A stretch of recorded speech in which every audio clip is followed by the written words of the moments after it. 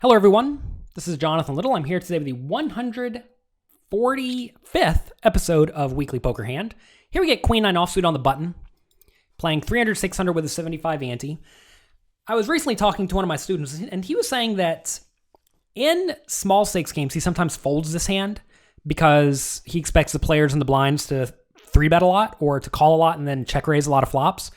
And I think that would probably be an error to fold this hand. While this hand is not particularly strong, it's still certainly acceptable. And there's nothing wrong with raising this hand with the intention of folding it to a 3-bet. It's okay to raise with the intention of folding to a 3-bet if you develop your range intelligently. So what I would do here is I would be raising with, well, probably 9-8 offsuit, 10-9 offsuit, and Jack 9, Queen 9, King 9, and then all the ace-X. A lot of suited connectors, all the suited aces, all the Broadway hands, obviously, and all the pairs. And then if I get 3-bet, usually it's going to be all in, I would be getting it in with probably pocket 7s and better. And then hands like ace, jack offsuit and better, king, queen, ace 10 suited and better, king, jack suited probably. And then folding everything else. And that's probably going to work fine. If you raise and get 3-bet small, you can also have a bluffing range, which will work out really nicely if you think you have some fold equity. And Queen 9 is probably a little bit too bad to bluff. I think you can instead bluff with your weakest suited connectors, and then also King 10, Jack, King 10, Queen 10, Jack 10, and maybe Ace 9. So I think that'll work out pretty well for you. You can actually plug this into the Float the Turn range analyzer. You can find that on floattheturn.com under the tool section, and that will help you visualize this. And you'll see that you will be defending often enough if you are willing to get it all in with more than just like aces, kings, and queens, right? So anyway, I make it 1,300. A splashy guy with 15,000 chips calls from the small blind, and then a loose aggressive player calls in the big blind with 20,000 chips. Flop comes 10, 7, 3, 2 clubs. I have Queen 9, no clubs. So multi-way, I'm just giving up here. If we were heads up, I could see making a small bet being perfectly fine. I don't think you need to make big bets in these scenarios, or really in very many spots where your opponent's either going to have something where he's not, right? Like if our opponent's sitting here with 5-4, he's just never going to play. But if he does have any gut shot, he's probably going to call most reasonable bets anyway. So if I am going to bet, it's probably going to be small, maybe 2,000 into this 4,600 pot. But at the same time, this is not a spot to bet. I have no backdoor flush draws. I have one bad overcard. I have a backdoor straight draw, but that's not particularly great either. So I'm just going to check and give up. It's fine to give up. Whenever you are considering betting the flop, you want to bet the flop with your premium made hands and your draws. And here, I have neither of those. I have a junk hand. With your junk and with your marginal made hands, like perhaps Jack 10 or Ace 7, you want to be inclined to check, because that's going to allow you to get closer to showdown and realize your equity. You don't want to bet with those hands and then get check raised, because then you're in a miserable spot. Or even if you check call, you're going to be a little bit ahead, but you're not loving it. So anyway, check on the flop. Pretty much every time. I'm not bluffing here, unless my opponent's just clearly not putting a chip in the pot. Turns to Jack of Spades, so now I have an open-ended straight draw, which is great. If you want to improve, this is a pretty nice way to improve. Obviously, Queen would have been better, but this is pretty good. Now the loose aggressive player bets 2,500 into the 4,600 pot. With Queen 9 here, we're not getting quite the right immediate pot odds to call, but if we see this heads up on the river and our opponent checks, we could very easily bluff if we miss. And if we hit, our opponent's going to be at least somewhat inclined to pay us off. He may even have a hand like Jack 9 that would pay us off for the maximum if an 8 happens to come. A queen could also be good. So this is a spot where I think we need to call. Of course, if you think the splashy guy is just like ready and raring to check raise all in or something like that from the small blind, then you should fold. But under normal circumstances, this is a fine spot to call. We are going to make this straight roughly 20% of the time, and we are not getting quite those pot odds. But again, we're going to win the pot sometimes when we miss, sometimes when we get a queen. We have to be aware that the clubs could come in and make us the worst hand, like if it becomes king or the 8 of clubs. We have to, I'm not going to say proceed with caution, but just be aware that we could be beat. It's not like if one of our opponents bets 5,000 on the 8 of clubs river, I'm not raising. I'm just going to call every time. So keep that in mind. Is there merit in raising this turn? I don't think so. Our loose aggressive big blind opponent could very easily have a jack he's never going to fold. He could also just have 9-8 immediately. He could have Jack 10, 10-7. He could have all sorts of stuff. So I don't think we need to raise with our draw.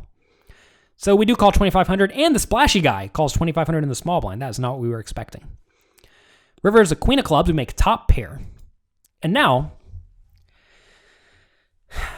the loose aggressive player in the big blind bets 10,000 into the 12,000 pot. So we significantly improved on the river. We went from queen high to top pair. But now we're facing this almost pot-sized bet from a loose aggressive player who bet 10,000 out of his 16,000 stack, leaving himself 6,000 behind. What in the world does that mean? Well, the first thing we want to look at is where does our hand fall in our range? If you think about our range, we could conceivably have hands like ace-king at this point, which are straights. We're obviously never folding that.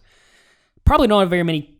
I guess we could have king-9, actually, because an 8 makes that a straight. So we could have king-9 for straight as well. We could obviously have queen-jack. We could have queen-10 if we decide to check it back on the flop. We could have jack-10 if we decide to check it back on the flop. So we have a lot of two pairs. And then we have hands like queen-9, ace-queen, ace-jack, king-jack, jack-9, and jack-8. And then we have a few other busted draws, but probably not very many. So this is actually nearly the bottom of my range. So given it's nearly the bottom of my range, even though it is top pair, folding is certainly reasonable. We also want to look at what is the loose aggressive player representing, and is there very many bluffs in his range? Well, all the flush draws got there. All the two pairs got there. If he had a hand like jack-10 or queen-10, for example. If he had 9-8, he already had a straight. If he had king-9, he made a straight. So really, the only bluffs that make a lot of sense are hands like ace-9, which I actually block, ace-8, which, would he really do this into two people? It'd be pretty optimistic, right? And then 6-5, 5-4, and 6-4 for the gut shots. And would he really bluff with the gut shots into two people? It also seems pretty optimistic. Of course, he could have a hand like the ace of clubs and a blank. I think that would actually make a lot of sense to turn into a bluff because then he blocks the nut flush.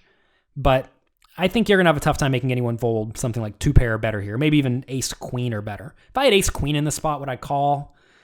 I honestly still probably no. If I had jack-10, would I call? Yeah, reluctantly. But if I'm reluctantly calling with jack-10, right? This guy just can't. He can't value bet too thin, first off. It's not like he's just going to sit here and value bet with ace-jack or anything like that. And I think those jack-10s do make up a reasonable portion of both my range and the splashy player's range. So this seems like a pretty suicidal bluff to me, if he is bluffing. So given it seems like a suicidal bluff and I have nearly the bottom of my range, I think we have a pretty easy fold. Right in the muck. Good job, J Card Shark. Splashy guy calls, which is good because we get to see what these players are doing. And the loose aggressive guy had 5-4 clubs. So he had a gut shot straight draw and a flush draw. And he got the flush on the river and elected to bet big. And he got paid by the splashy guy. But not by me. So this hand ended up working out reasonably well. Whenever you make a good hand on the river and you still don't pay off your opponent, that's usually a great success and you need to be happy with that. A lot of people look at this and think, oh man, I made top pair and I lost. I'm so annoyed. But in reality, you got to be happy. So that's going to be it for this episode of Weekly Poker Hand. If you enjoyed this video, definitely check out pokercoaching.com. There we have a lot of interactive hand quizzes that are relatively similar to Weekly Poker Hand. And instead of me telling you what I do, I make you tell me what you would do. And then I tell you if I think it's right or wrong. So check out that. Also, we have monthly homework questions where I would perhaps pose a question just like this, where I would show this hand, say that we got to this river. What do we do with our entire range? So what are we doing with ace-queen? What are we doing with 5-4 of hearts? What are we doing with all these hands? And that's something that the students would have to submit their answer to. They have to submit the answer to that question in the forum. I give my answer in a monthly webinar, and then I go through all the students' answers and tell them what I think about their answers. And that's usually a great learning experience because we can discuss holes in some of the students' games and we can all get better together. So you can check that out. You can get a free 7-day trial at pokercoaching.com. So thanks very much for being here today for Weekly Poker Hand. Be sure to check back next week for another fun experience.